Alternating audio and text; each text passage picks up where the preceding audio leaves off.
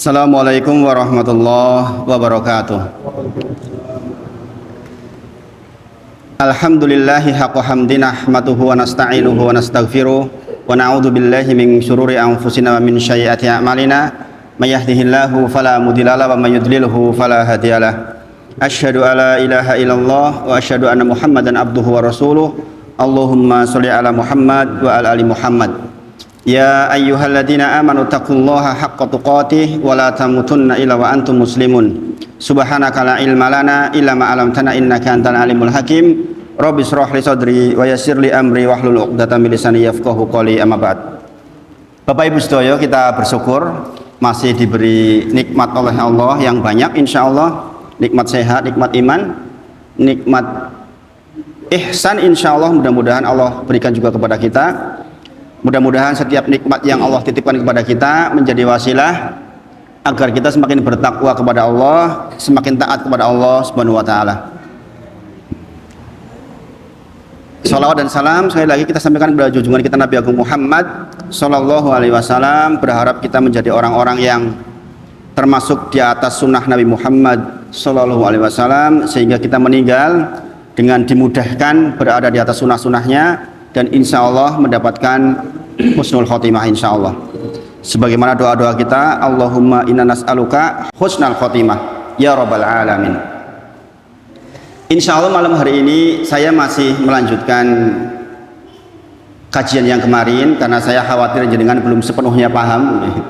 Sebagaimana saya sampaikan, saya belajar hadis ini itu mungkin 1 semester nih, dan dengan banyak sekali guru, karena memang ini persoalan akidah dan ini penting kita pahami di setiap akhir tahun datang kepada kita, insya Allah. Masih ingat kemarin kita mempelajari tentang hadis nomor 4 dari kitab Arba'in An-Nawawiyah, yaitu hadis dari Ibnu Mas'ud radhiyallahu anhu. Tolong diperhatikan dengan sungguh-sungguh ini, karena ini soal yang berat, tidak mudah dipahami. Saya khawatir kalau dengan dengarnya separuh-separuh nanti pemahamannya tidak sempurna. Ibnu Mas'ud radhiyallahu anhu menyampaikan, qala Rasulullah sallallahu alaihi wasallam wa huwa shadiqul masduq. Jarang-jarang hadis diawali dengan kata-kata wa huwa shadiqul masduq.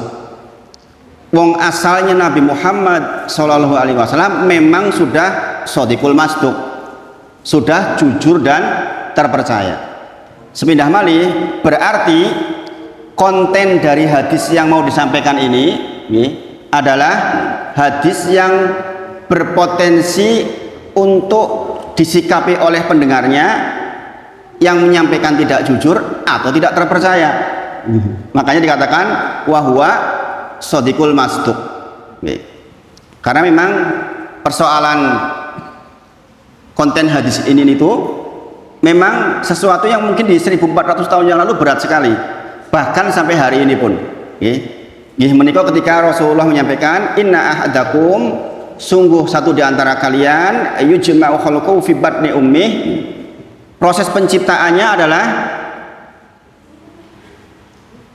arba'ina yauman nutfah, 40 hari dalam bentuk nutfah, yaitu dalam bentuk bercampurnya sperma sama ovum, 40 hari.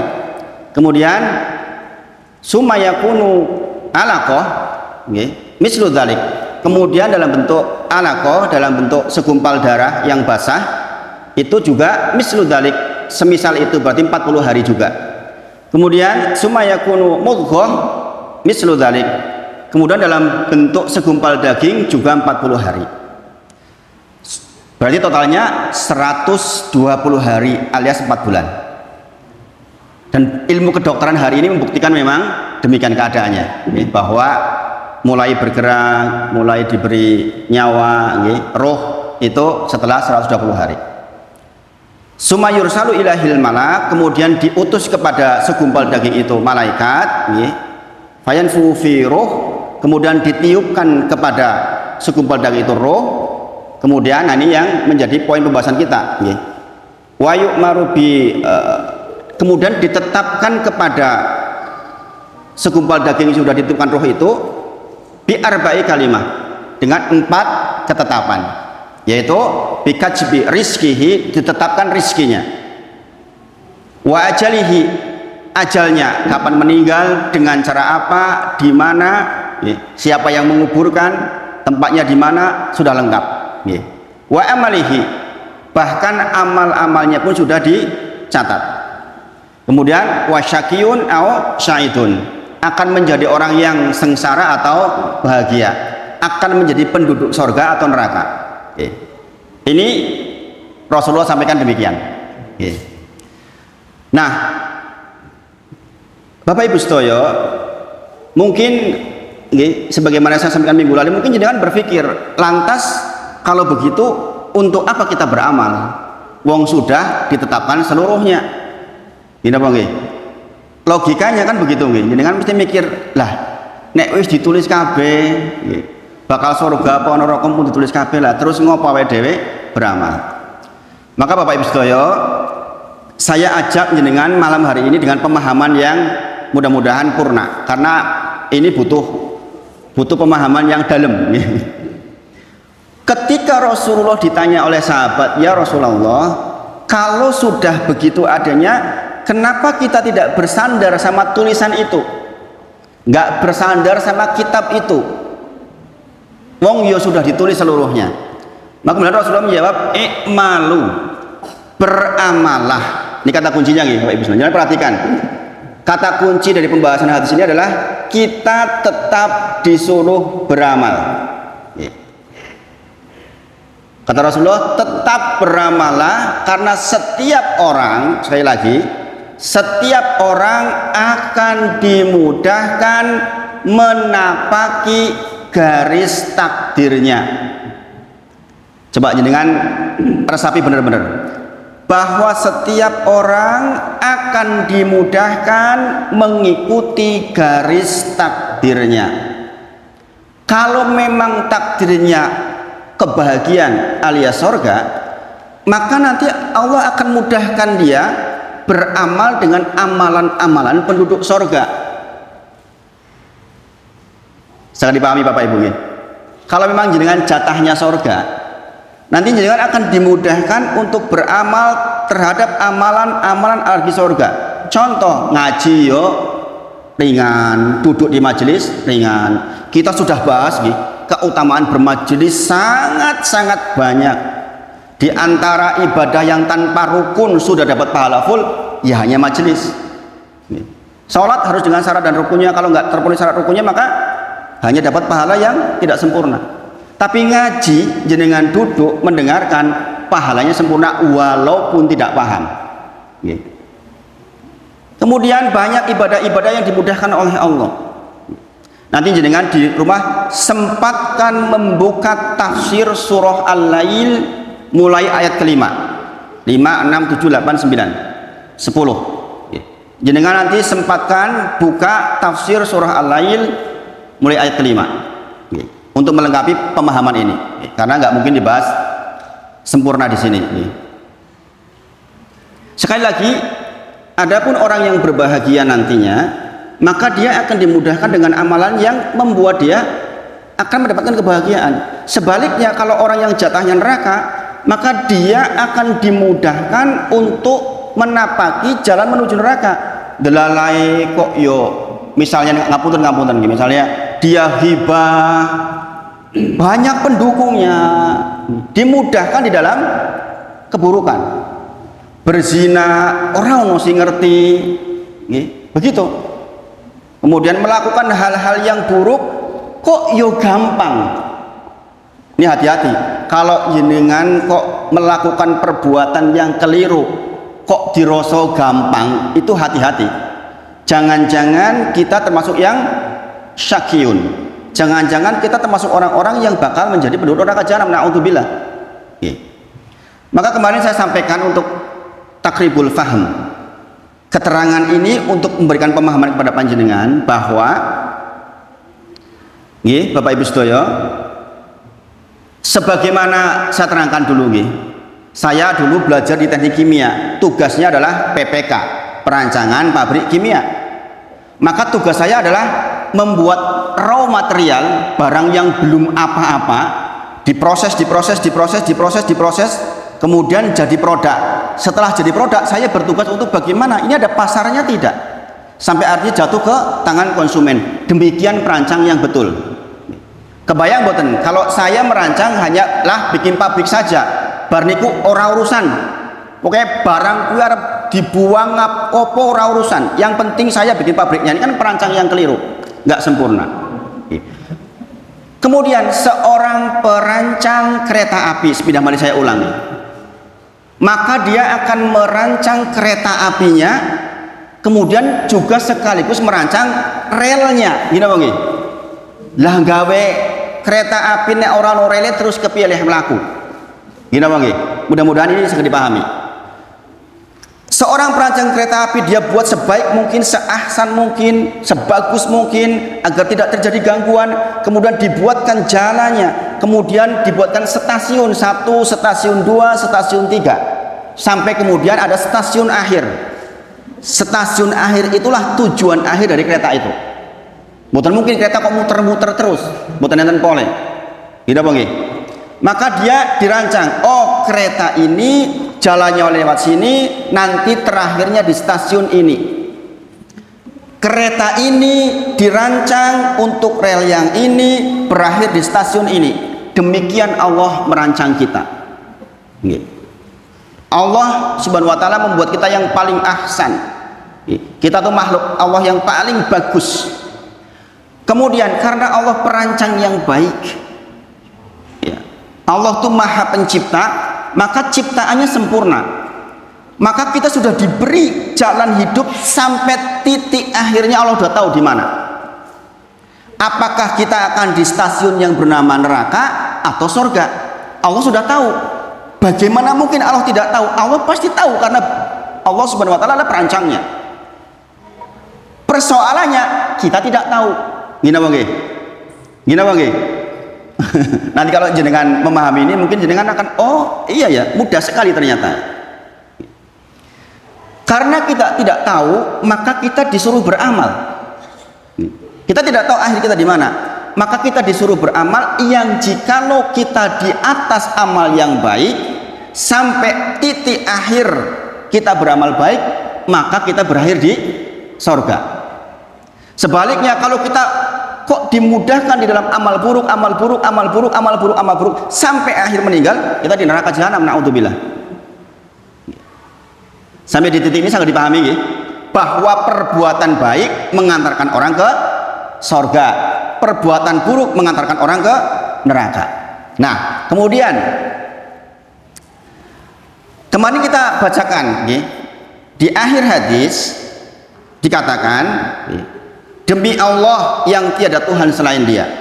Kemudian kata-katanya ini berat. Ini yang pembahasan kita malam hari ini insya Allah. Inna ahadukum layak malu bi amali ahlil jannah. Sebagian kita akan beramal dengan amalan-amalan ahli sorga. Kemudian hatta sampai mayakunu bainahu wa bainaha ila diro, sampai jarak antara seseorang itu dengan surga ila diro, tinggal sejengkal saja. Saking api amale, fayasbiqu alaihil kitab, tapi orang ini terdahului oleh kitab bahwa dia adalah penduduk neraka jahanam, naudzubillah. Nanti saya terangkan biar jenengan jangan bingung ya. Sekali lagi jangan menyimpulkan dulu.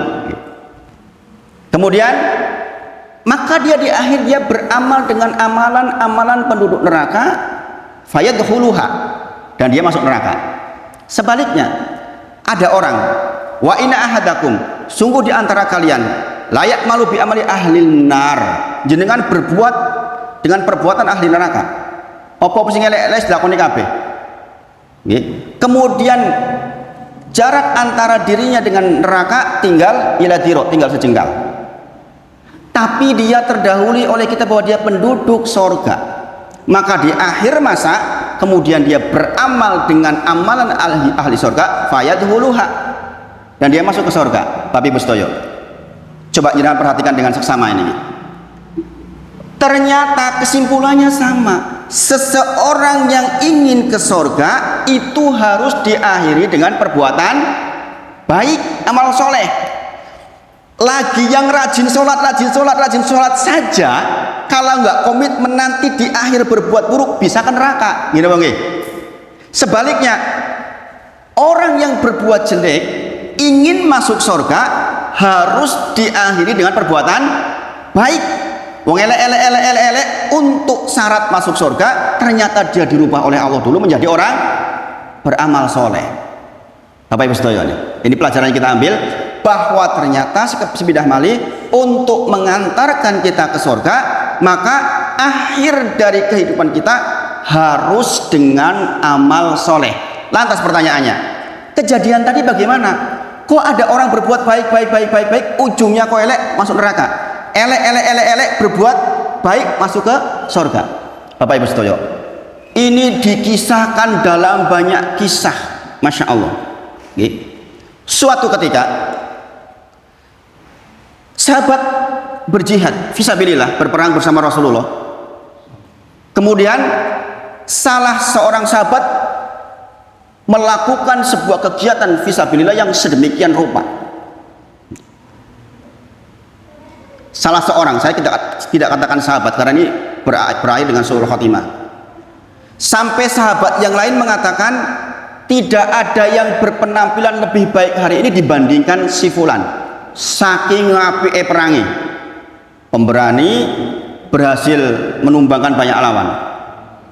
Kemudian ketika dikatakan seperti itu, Rasulullah menyampaikan, sesungguhnya si fulan penduduk neraka jahanam.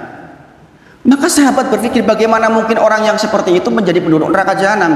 Penasaran, diikutilah orang ini dalam perangnya. Dia ngapa-ngapain, diikuti terus ini. Sampai di ujung peperangan, orang ini terkena tombak beberapa, nggak kuat menahan rasa sakit, ditusukkan dia, sehingga dia berakhir dengan su'ul khotimah. Dia berakhir dengan bunuh diri, naudzubillah. Sekarang pertanyaannya Bapak Ibu sekalian, lah kok iso? Kok bisa orang yang terlihat baik di ujungnya buruk? Ini yang namanya ibadah qalbiyah, Bapak Ibu sekalian. Yang terlihat oleh jenengan di orang-orang yang bisa jenengan nilai adalah ibadah lahiriah. Lahirnya rajin sholat, lahirnya rajin sedekah, lahirnya berbuat baik sama tetangga, tetapi hatinya bukan untuk Allah. Dia datang ke masjid karena ingin dinilai orang alim, dia berbuat baik karena memang ingin dinilai oleh yang lain bahwa dia adalah memang orang baik. Maka jangan ingat ketika Imam Bukhari sampai pingsan meriwayatkan satu hadis, yang hadis ini menerangkan 3 pemantik neraka jahanam. Siapa saja itu? Yang pertama digeret ke neraka jahanam, justru yang pertama siapa? Ahli sedekah. Ahli sedekah, tetapi sedekahnya tujuannya bukan lillah, bukan karena Allah. Dia bersedekah karena ingin dikatakan sebagai seorang dermawan. Kemudian yang kedua, ahli Quran. Kenapa masuk neraka jahanam? Karena dia belajar tentang Quran bukan untuk lillah, bukan untuk Allah, tetapi dia ingin dikatakan sebagai seorang qori. Juga demikian juga orang yang jihad fisabilillah seperti tadi, berujung neraka jahanam karena apa? Karena dia ingin dikatakan sebagai seorang pahlawan, dan semua didapatkan di dunia orang-orang ini. Maka Bapak Ibu sedaya, setiap ibadah kita di dalam agama ini selalu menghadirkan ibadah lahiriah dan ibadah batin. Maka kita di kitab Ushul Salasah kita belajar tentang anwaul ibadah, 15 jenis-jenis ibadah yang semua dibahas di situ adalah ibadah qalbiyah, ibadah hati. Jadi orang-orang yang kasus seperti tadi itu, orang yang niatnya bukan karena Allah, sehingga di ujung waktu hidup dibuka oleh Allah, dia untuk siapa ibadahnya, maka di akhirnya dia diterangkan apa adanya. Maka innamal a'malu binniyat, pertama, semua amal itu bergantung kepada niatnya. Dia mendapatkan berdasarkan niatnya. Dan ada satu hadis yang lain, innamal a'malu bil khawatim. Amal itu bergantung ke akhirnya, Bapak Ibu sekalian. Sebagaimana saya ceritakan, ada orang dohirnya baik, dia kepala sekolah, jadi kepala sekolah lama, ujung waktu pensiun, na'udzubillah, masuk penjara gara-gara memperkosa anak 7 tahun. Subhanallah, dia mati di penjara. Berarti kalau kita tarik ke hadis ini, orang ini dulu ketika melaksanakan semua pekerjaannya bukan karena Allah, bukan karena Allah. Sampai di sini saya dipahami Bapak Ibu, saya dipahami jenengan sudah bisa punya bayangan bahwa ternyata untuk masuk surga tetap ujung-ujungnya harus beramal soleh. Itu poinnya sebenarnya. Itu poinnya. Karena yang berbuat jelek-jelek pun untuk ditarik ke surga terakhirnya harus beramal dengan amal soleh. Nah, buat kita yang sudah rajin, insya Allah, jenengan yang sudah rajin ke masjid, rajin sedekah, rajin sholat suruh, duduk di majelis, jenengan jangan terlalu saya sudah pasti masuk surga kok. Berarti kesombongan. Na'udzubillah.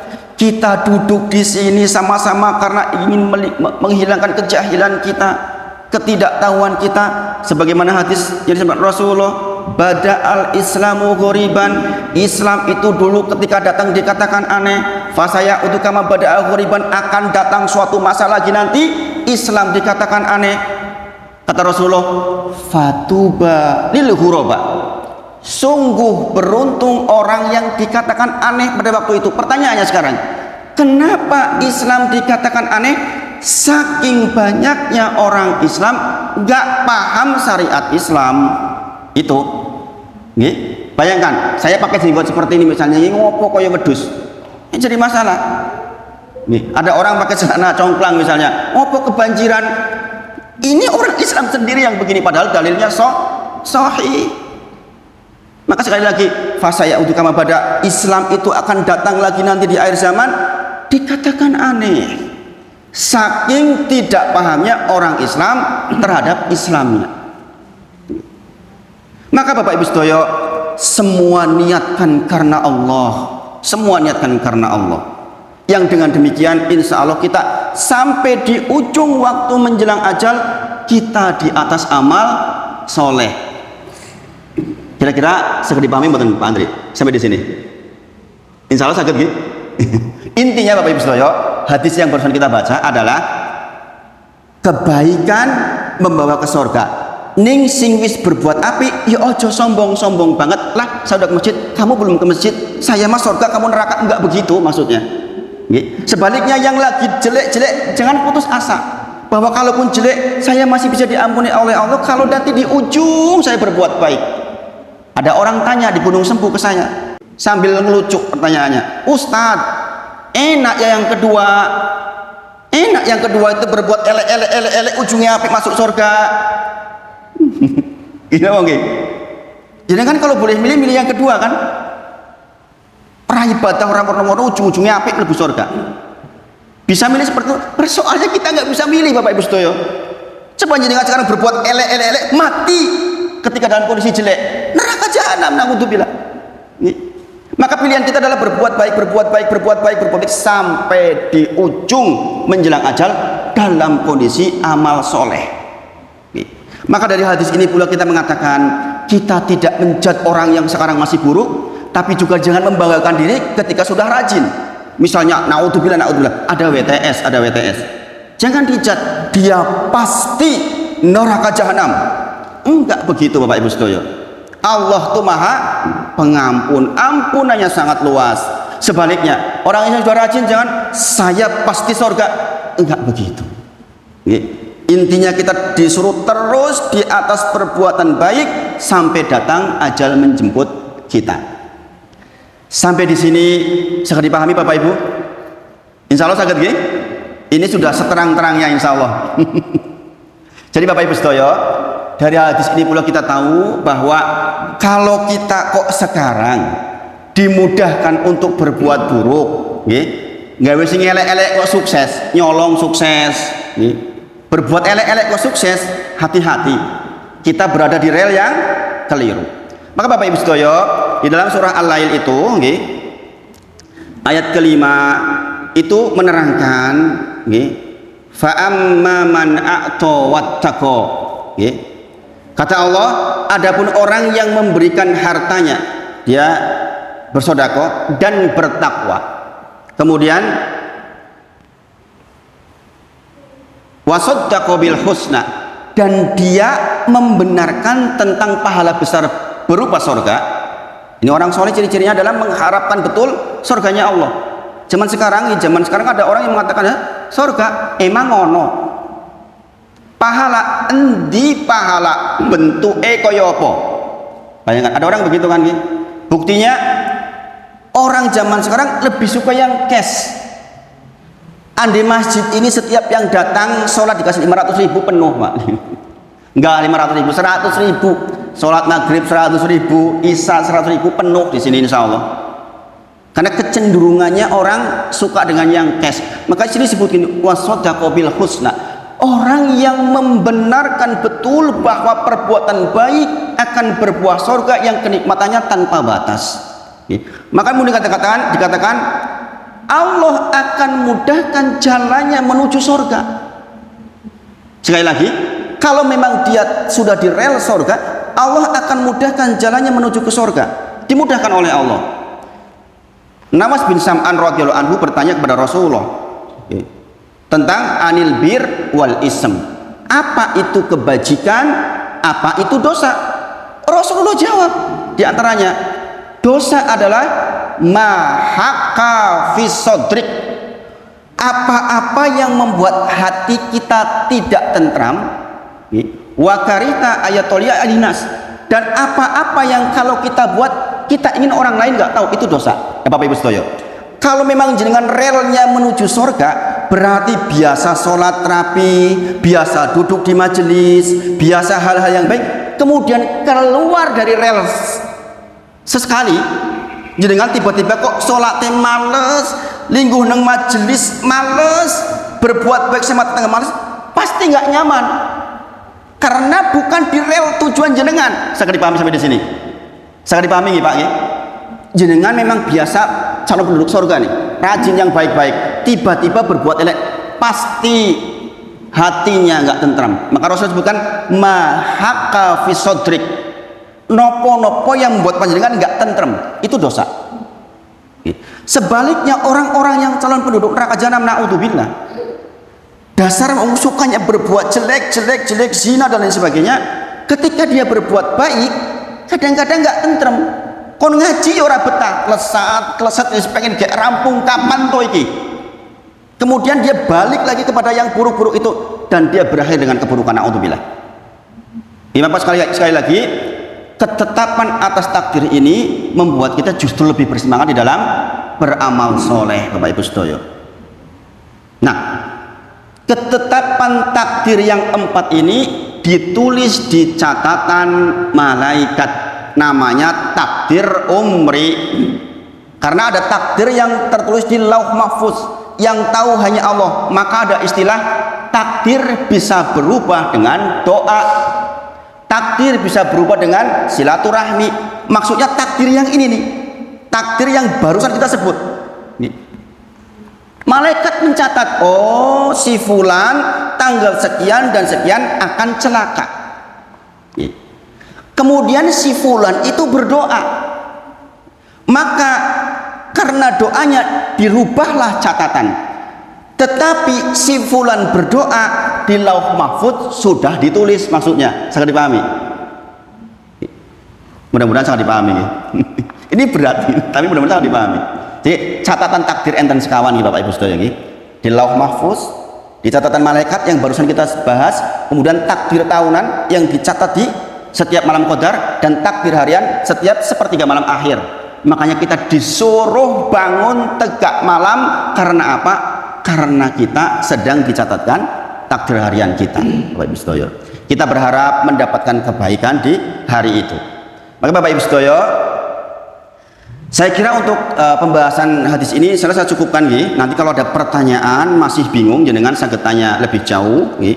Intinya adalah perbuatan baik mengantarkan ke surga, perbuatan buruk mengantarkan ke neraka. Lebih tepatnya begini, perbuatan baik, amal baik akan mengundang rahmat Allah, yang dengan rahmat Allah akan membuat kita ke surga. Perbuatan buruk akan mendatangkan murkanya Allah, yang murkanya Allah itu membuat kita ke neraka. Jadi lebih tepatnya begitu. Karena kita tidak masuk surga dengan amal kita, bukan. Kita masuk surga dengan rahmat Allah Subhanahu wa taala. Tetapi yang mengundang rahmat Allah adalah amal soleh kita. Oke. Jadi mulai hari ini nanti tahun depan sudah berubah tahun, kita bertekad saya ingin sisa waktu ziyadatan li fi kulli khair, doanya Rasulullah. Rasulullah berdoa wal hayata ziyadatan li fi kulli khair.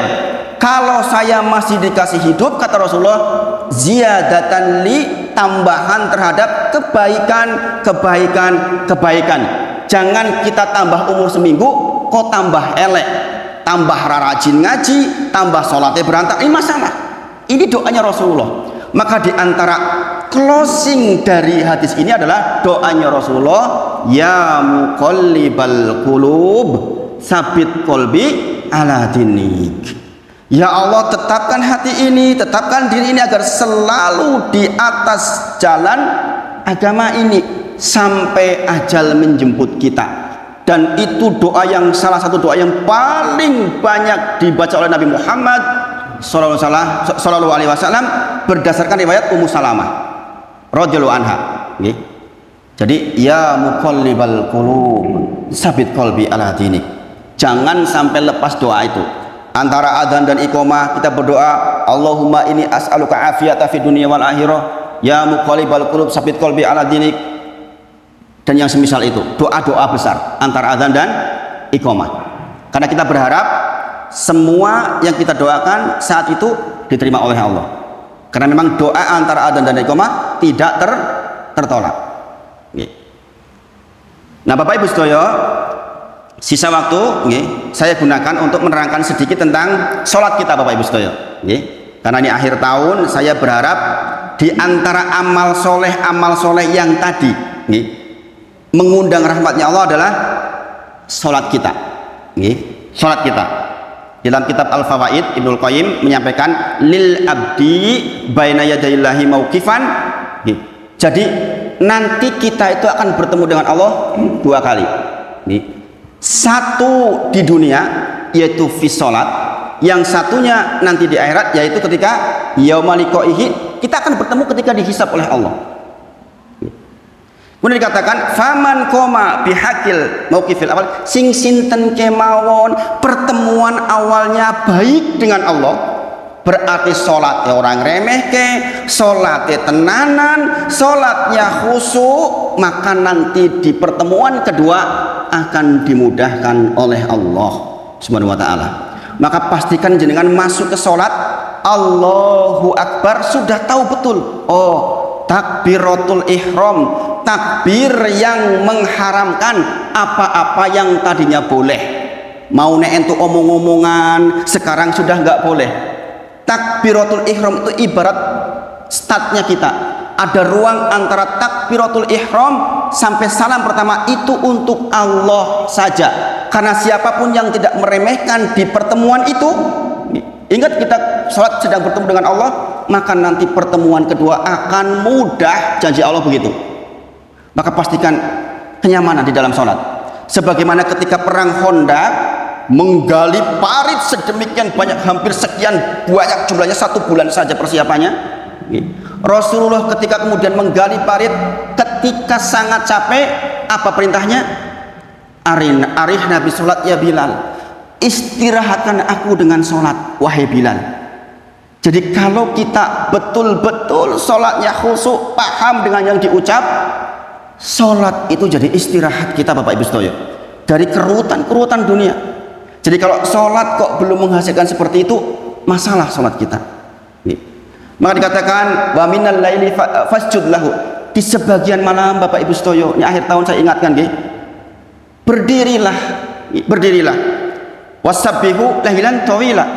Berdiri kalau bisa panjang di sebagian malam kita. Maka orang-orang soleh itu tidur setelah sholat isya. Rasulullah bangun sebelum jam 12, sholat panjang sampai menjelang subuh. Kemudian Rasulullah rebah-rebahan, tidak tidur menjelang subuh, rebah-rebahan, kemudian berangkat sholat subuh. Kita sudah sepuh Bapak Ibu Sedoyo, sudah selesailah dengan dunia, insya Allah panjenengan semua sebagian besar. Jadikan sisa waktu umur begitu cara hidupnya. Ini pula cara hidup moro sepuh saya yang 87 tahun. Mungkin sudah 15 tahun terakhir ini beliau hidupnya begitu. Jam 12 sudah bangun, sudah zikir sampai pagi, Masya Allah. Karena apa? Agar sisa hidup itu benar-benar kebaikan, kebaikan, kebaikan. Dan akhirnya amal soleh ketika menjelang ajal. Sudah pensiun mungkin sebagian jenengan. Untuk apa lagi kalau bukan untuk seperti itu? Yang muda-muda tentu saja keberuntungan kalau bisa melakukannya sedemikian. Kesuksesan tentu diperoleh dengan kedekatan kita dengan Allah Subhanahu wa taala. Masya Allah, jenengan sekarang hadir di sini dimudahkan, mudah akses ngajinya, bersyukurlah, manfaatkan sebaik mungkin. Karena apa? Kita tahu babul ilmu qoblal qauli wal amal. Kata Imam Bukhari, menjadi bab sendiri di Sahih Bukhari. Bab tentang ilmu sebelum kita berucap dan bertindak. Bab tentang ilmu sebelum kita sholat. Bab tentang ilmu sebelum kita zakat. Bab tentang ilmu sebelum kita berumah tangga. Bab tentang ilmu sebelum kita dagang. Bab tentang ilmu sebelum kita melakukan sebuah akad-akad. Semuanya harus dilatar belakangi dengan ilmu. Karena ilmulah yang akan mengantarkan kepada keimanan kita. Yang janji Allah adalah surah Ibrahim 27, yusabitullahu ladina amanu bil qauli sabit fil hayati dunya wa fil akhirah. Sing sinten kemawon beriman kepada Allah, amanu, yang iman itu didahului oleh ilmu, maka Allah berjanji dengan qauli sabit, kalimat yang kokoh, yaitu ketika menjelang meninggal dengan ucapan la ilaha illallah. Ketika dibangkitkan di kubur, ditanya dengan 3 pertanyaan, semuanya sukses menjawab. Itu yang kita harapkan. Ingat-ingat bahwa kuburan itu adalah terminal awal kita untuk menuju akhirat. Siapapun yang berhasil di terminal awal itu, kata Rasulullah, maka dia akan dimudahkan sampai ke surga, insya Allah. Nah, itu mungkin itu yang disampaikan malam hari ini. Saya kira itu langsung ditutup. Kita tutup dengan kafaratul majlis. Subhanakallahumma wa bihamdika asyhadu an la ilaha illa anta astaghfiruka wa atubu ilaik. Wa akhiru da'wana alhamdulillahirabbil alamin. Assalamualaikum warahmatullahi wabarakatuh.